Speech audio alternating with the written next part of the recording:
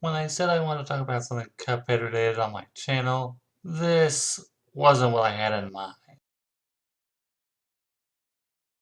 Greetings, viewers!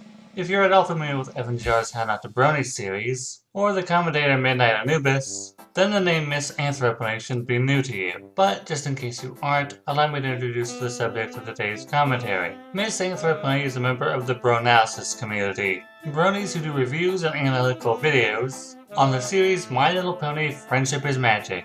They also review other franchises, either in their season's runtime or in the off-seasons. I myself am subbed to Miss Anthropony. I think he tends to make good videos, and tends to know what he's talking about when reviewing MLP. When he ventures away from MLP and talks about other franchises, however, well, today's video. Matt put out a video called Why Cuphead is a Terrible Game, and it's... Also, I want to note that I've yet to play Cuphead myself, so if I miss anything or get anything wrong, please feel free to correct me. Cuphead is a video game that came out a couple of months ago, and for a while it's been all over the place, with many hailing it as one of the best games that came out last year. There's actually been a lot of videos discussing its greatness, and there's even been a lot of parodies of it. Unfortunately, it's also hit a court of controversy, with many game journalists hating it for being too hard, which was practically the game's intent. I think the main issue though is that people are talking about how the game is hard without actually talking about why the game is hard. And when you really get into that, you start to realize just how overhyped Cuphead actually is. I will admit that the game did look promising with its earlier trailers, having an art style that felt a lot like a love letter to fans of Silly Symphony's cartoons. But as more and more gameplay was showcased, the more I got the impression that this was just going to be an incredibly overwhelming and mostly unimpressive experience. And after I finally downloaded the game and played it myself, all of my suspicions were completely confirmed. And I can already tell that this video is being downvoted and bombarded with hateful comments. And to your comment section we go. While I was able to find a commenter saying your video was a waste of their time, other commenters were either agreeing with you or being quite reasonable. One even saying that maybe this game just isn't for you.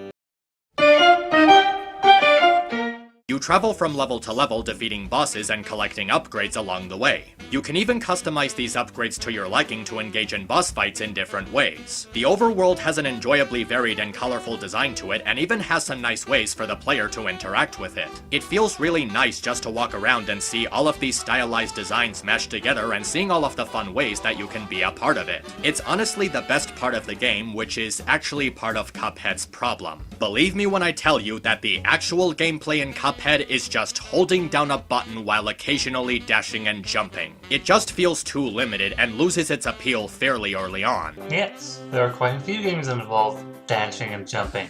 Mario, The Legend of Zelda, Crash Bandicoot. The list of celebrated games that involves dashing and jumping goes on and on. What makes that style of gameplay appealing is how it's implemented, working off the environment and skill of the player. The idea of just rinsing and repeating the same 3 actions for hours on end gets very tiring when it's the only thing that Cuphead consists of. This might not have been a problem if the levels were actually fun and the bosses didn't feel so drawn out, but I'll get to that later. Later on you acknowledge that several of the bosses have different phases during their fights. The reason these battles are so drawn out depends entirely on the player's reflexes, as well as how quickly they can learn a boss's pattern and adapt to it. As for the boss battles not being fun, that's entirely subjective.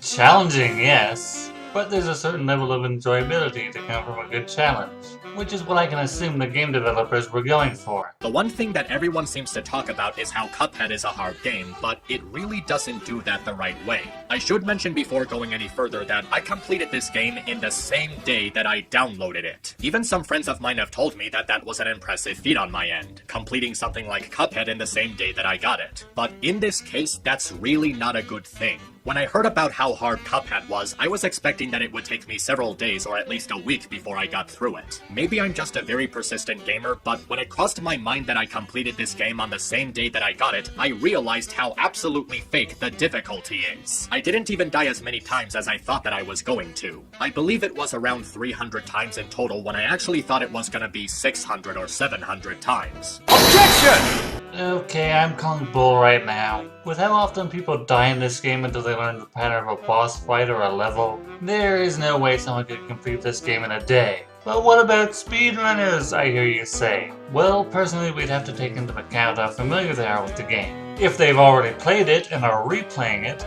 then it's likely they already know what to do and what to avoid. If I had to guesstimate, I'd say Cuphead takes about a week to complete. And that's considering that people didn't just right out rage quit the game. So, what exactly is it about Cuphead's difficulty that's so fake?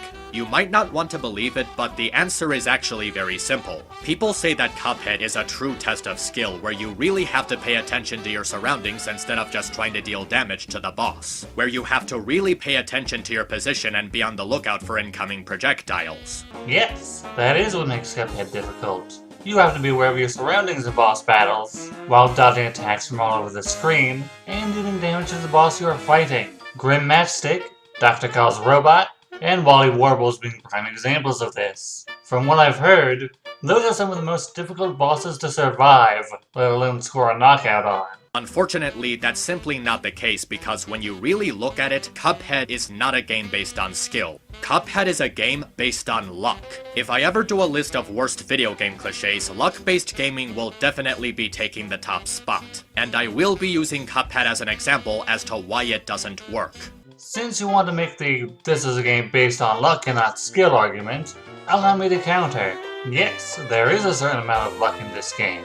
But considering how often you lose hit points when struck by projectiles or a boss, I'd say it's the combination of recognizing the pattern of a boss/level and luck if you manage to not die, even if you become familiar with a certain pattern. What makes luck in video games so horrible is that it's a concept that has nothing to do with skill, something you have absolutely no control over. You feel as if any chance of success is constantly being taken away from you, cheating you out of any feeling of progression or accomplishment. And when the game consists of nothing but this, you feel like you're being trolled constantly. And it's certainly just a matter of time before it's long past the point of being funny. As I said earlier, the problem with Cuphead isn't that the game is hard. The problem with Cuphead is why the game is hard, and how all of the pieces just don't properly fall into place as they should. Firstly, the run-and-gun levels are incredibly tedious and stupid. You travel towards the right side of the screen, dodging obstacles, collecting coins, and defeating some mini-bosses along the way. And what really makes them so bad is that the majority of the time, it just feels forced on you. Except no, it isn't. The run-and-gun levels are completely optional. You don't have to do them if you don't want to. Though I'd say it's preferable to experience these levels, to gain some sort of experience with the mechanics of this game. Plus, you can always X out to the overworld map if a level gets too frustrating for you. You always have the option to come back once you gain enough skill from dodging attacks. More apparent in the boss fights though, because in the run-and-gun levels they're at least more focused on platforming than combat. The way the boss fights work is that each of them have specific types of attacks that can have different methods of hitting you. They also enter different phases after you've dealt a specific amount of damage, each one more powerful than the last. While the designs of the bosses and their transformations are indeed creative and artistic, you quickly realize that it's the only appealing thing about them. Depending on who you are, you'll have a difficult time getting used to different bosses, but a good chunk of them seem to have the same fundamental issue in that they're all expecting far too much from the player at one time. Some of the bosses in level 2, and especially the ones in level 3, and the final battle will be having 5, 6, or 7 different things going on at one time, and you're expected to dodge every single oncoming object while still shooting back at them. Except for the battle with King Dice. His level is more fighting against multiple sub-bosses. While King Dice is arguably one of the easiest bosses to beat in the game, you just have to parry his marching cards while firing at him. As a matter of fact, it's not even an issue of whether you get hit by something or not, because the simple fact is these boss fights are not fun or interesting in any way. Their designs end up feeling like carbon copies of one another, and the game ends up losing its originality as a result. I'm sorry, but that's just flat out wrong. Each boss has their own gimmick and level of difficulty. Whenever a boss takes on a different phase, they use a different method of attacking the player, and the player has to adapt to what's being thrown at them. I don't see Werny or Werman shooting feathers, or Sally Stageplay firing off lasers and bombs in their boss fights. If you want a game with carbon copy bosses, I'd give you Yokai Watch. Literally, nearly every boss in the Infinite Inferno dungeon is just a recolor of a boss you battled during the main gameplay.